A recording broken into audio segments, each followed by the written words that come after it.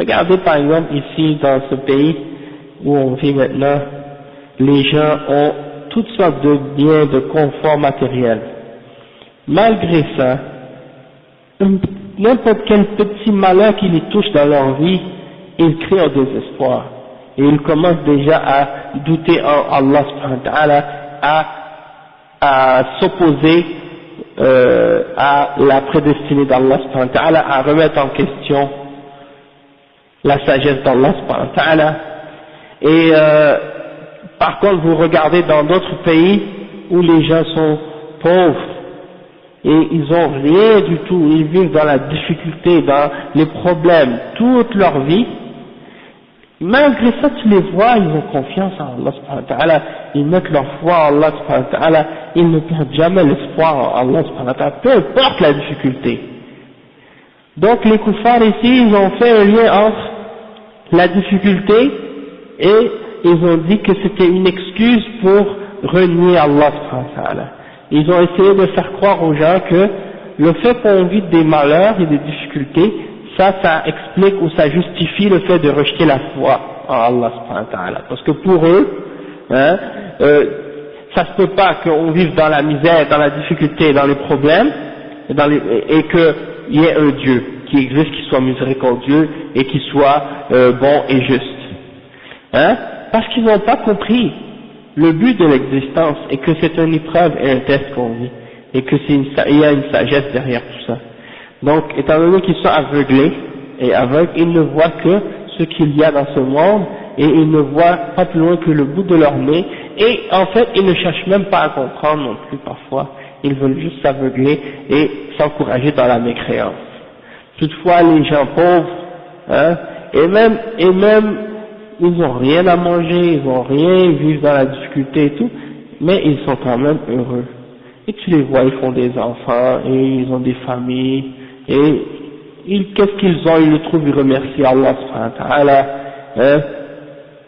tandis que ici tu vois quelqu'un, il a tout, mais une maison, une voiture, un travail, tout ce qu'il peut rêver, et puis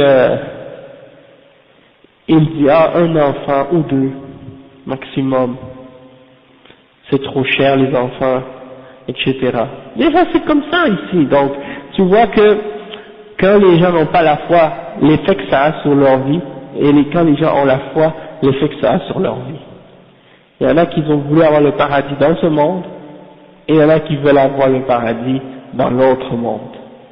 Et il y en a, Allah subhanahu wa ta'ala, il leur donne le paradis dans les deux. Il leur donne la richesse dans ce monde, et après, ils ont la belle vie aussi. Je ne sais pas si je vous ai raconté cette histoire-là une fois, de l'imam Ibn Hajar al-Asqalani, rahimahullah.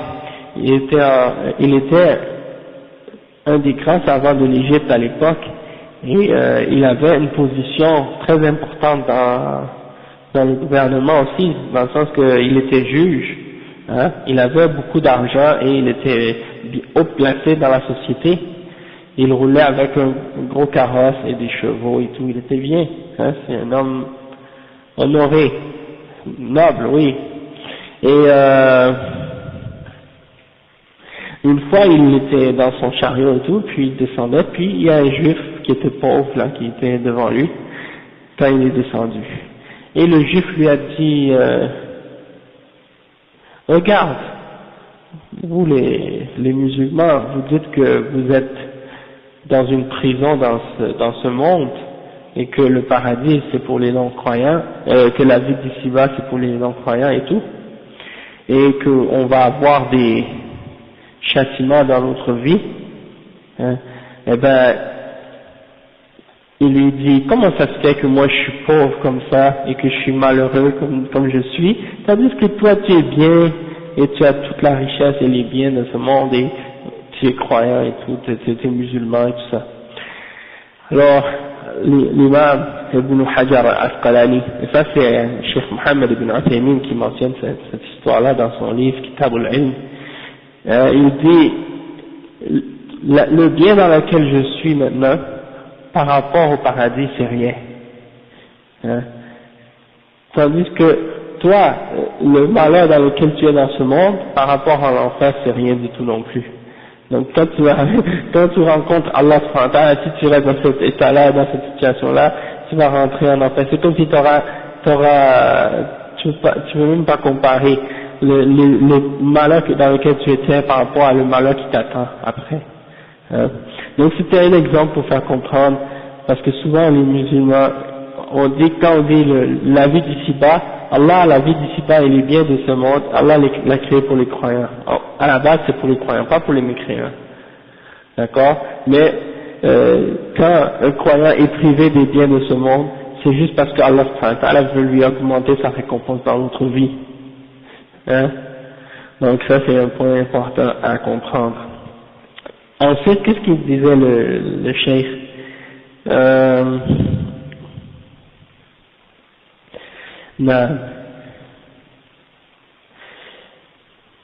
Donc les croyants, ils savent que Allah subhanahu wa ta'ala,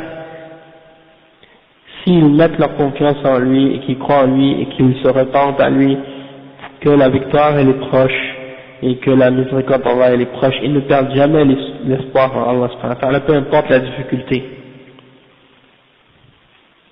En fait, comme le cheikh il le dit, plus la difficulté est grande, plus leur espoir est grand en Allah. Hein? C'est incroyable, hein? Donc c'est comme ça.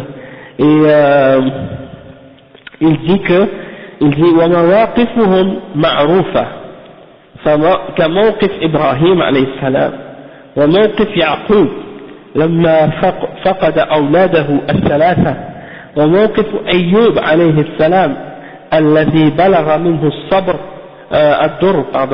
الذي بلغ منه الضر مبلغا شديدا لم ييأس من رحمة الله. Cheikh il dit que les positions et les situations, les exemples des prophètes sont très connus, comme l'exemple du prophète Ibrahim alayhi salam, les épreuves qu'il a eues et sa position vis-à-vis de ces épreuves, la position de Yaqub alayhi salam quand il a perdu ses fils, hein, ou certains de ses fils. C'est bien connu les épreuves qu'il a dû subir et il a été patient. Il donne l'exemple aussi de Ayyub alayhi salam, qui a souffert de plein de malaises, de maladies, hein, de pertes de biens et de richesses et tout. Donc tout ça c'était des épreuves pour ces gens-là, ces prophètes-là, et ils ont fait preuve de patience, d'endurance, et ils n'ont pas perdu l'espoir, jamais, en la miséricorde d'Allah subhanahu wa ta'ala. Mawaqifuhum ma'rufa, hein, c'est comme il y a plein d'exemples comme ça, subhanallah, il y a des gens, comme l'exemple au temps du prophète sallallahu alayhi wa sallam, Malik ibn Ka'b, un des compagnons du prophète sallallahu alayhi wa sallam, il avait refusé, ou bien il s'était empêché d'aller dans la bataille de Tabouk, il était resté à Médine alors qu'il était en bonne santé, qu'il était bien, qu'il était riche, il avait les moyens et tout, il était resté à Médine, pendant que les autres compagnons étaient partis avec le prophète sallallahu alayhi wa sallam pour la bataille de Tabouk. Et lui-même il n'avait pas d'excuses. Et quand les Sahaba sont revenus, les munafiqines sont allés voir le prophète sallallahu alayhi wa sallam, ils ont dit au prophète sallallahu alayhi wa sallam, ah on s'excuse, on n'est pas allé, etc. Et le prophète sallallahu alayhi wa sallam a accepté leurs excuses et ils sont partis. Ka'b ibn Malik ainsi que deux autres parmi les Sahaba quand ils sont revenus, eh ben eux ils ont pas cherché des excuses. Ils ont dit directement au prophète sallallahu alayhi wa sallam, on n'avait pas d'excuses. On n'avait pas aucune excuse pour pas y aller. Sauf qu'on s'est laissé aller, puis on est resté derrière. Et ils ont attendu. Le prophète sallallahu alayhi wa sallam a dit, attendez, on va voir qu'est-ce que Allah va juger à votre sujet. Pendant 40 jours, 40 et quelques jours, tout le monde avait le commandement ou l'ordre du prophète sallallahu alayhi wa sallam de ne pas leur adresser la parole. Pendant 40 jours. Même leur propre épouse, ils ne devaient même pas leur parler, même pas leur dire salam, rien. Hein? Ils ne dormaient pas, même leurs femmes ne devaient pas les côtoyer, même n'importe qui dans la rue. Hein? Personne leur parlait, ils étaient isolés, complètement boycottés. Eh ben ils ont resté comme ça ferme. Et pendant ce temps, il y en a parmi les koufars qui leur envoyait des lettres, qui leur disait parmi les koufars, les chrétiens par exemple de Najran, qui envoyaient une lettre à Malik ibn Ka'b pour lui dire, j'ai entendu dire que le prophète Muhammad sallallahu alayhi wa sallam, il t'a maltraité, il t'a pas traité comme avec le respect et l'honneur que tu mérites, etc. Viens avec nous, viens vers nous, etc. Quand il a reçu cette lettre, il l'a pris, il l'a brûlé dans le feu. C'est pour te dire que quand des fois tu reçois, tu passes par des épreuves et des difficultés, et le shaitan il vient, et les diables parmi les hommes ils viennent pour te dire des choses comme ça. Et puis, yani, moi-même j'ai un exemple comme ça qui est arrivé dernièrement là, en tout cas, c'est juste pour vous dire un cas, comment les koufars ils réfléchissent. Quand j'étais allé voir mon père il est pas musulman, et puis je lui ai expliqué que bon, j'étais plus imam à la mosquée, etc., des choses comme ça. Puis là, il me dit, qu'est-ce qui s'est passé, qu'est-ce qui s'est produit et tout. Je lui ai expliqué l'histoire, qu'il y avait les médias, puis que ça faisait la fitna, ils avaient peur des conséquences, que ça pourrait perdre la mosquée, des trucs comme ça. Et donc, ils m'ont dit que je pouvais plus être imam là-bas, des choses comme ça. Alors, qu'est-ce qui est arrivé? Mon père, qu'est-ce qu'il m'a dit? Il m'a dit, tu sais, ces gens-là, ils t'ont laissé tomber, hein. Tu devrais peut-être commencer à chercher pour une autre religion. J'ai dit, A'oudhu billah. J'ai dit, moi, je suis pas devenu musulman pour les gens, je suis devenu musulman pour Allah, subhanahu wa ta'ala. Et j'ai dit, des attitudes de ce genre s'en trouvent chez les gens de toutes les religions, sans exception, hein, que les gens t'abandonnent ou te laissent tomber dans des difficultés, ça peut arriver chez les chrétiens, comme chez des juifs, comme chez des gens, des athées, des gens, ça par rapport avec la foi ou la religion nécessairement. Et de toute façon, c'est en Allah subhanahu wa ta'ala qu'on doit mettre notre confiance et non pas en les êtres humains. Donc c'est juste pour dire que des fois les koufars, comment ils pensent des fois, hein, que la religion ils prennent ça d'un sens très matérialiste, ils comprennent pas la réalité hein, telle qu'elle est, comment ils interprètent les choses.